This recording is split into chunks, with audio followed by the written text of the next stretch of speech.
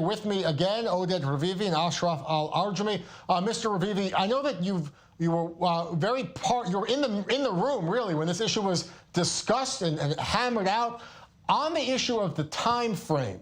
What do you make of the American support for annexation, and is it tied do you believe, to Trump's re-election campaign? Would they be willing to put the brakes on it or even speed up the process if Trump needs for his own interests?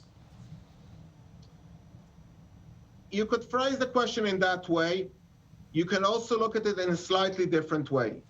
In my discussions with the American administration, there was definitely a sense of urgency to start the process before the elections of November 20.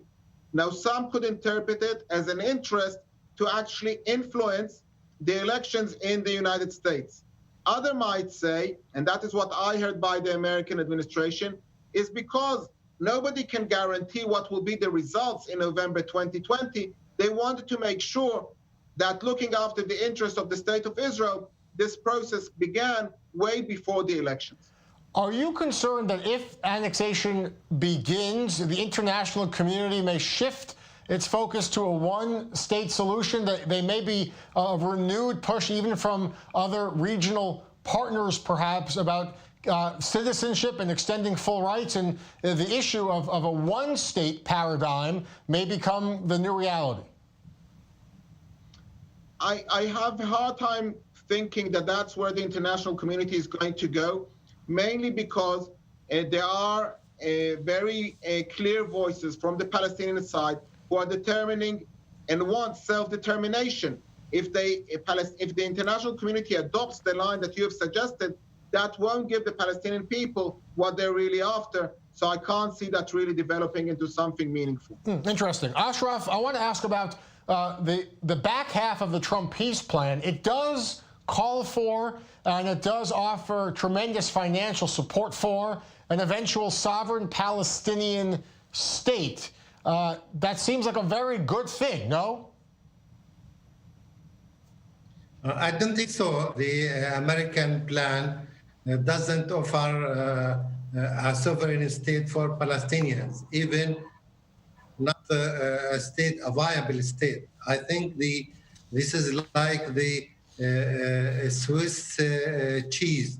I think the American plan even endangers the Israeli security by very long borders between the two sides and the interaction between the two communities, and not give the Palestinians minimum of their demands. We want a Palestinian independent state based on 1960, which is Jerusalem as a capital. I think the Americans don't think of that at all. What about the issue of the right of return, which I know has been for decades a major sticking point? Can there be compromises on the issue of a Palestinian right of return? I think we were in a very long, fruitful negotiations in Tabat and with Prime Minister Ehud Olmert, and the Palestinians.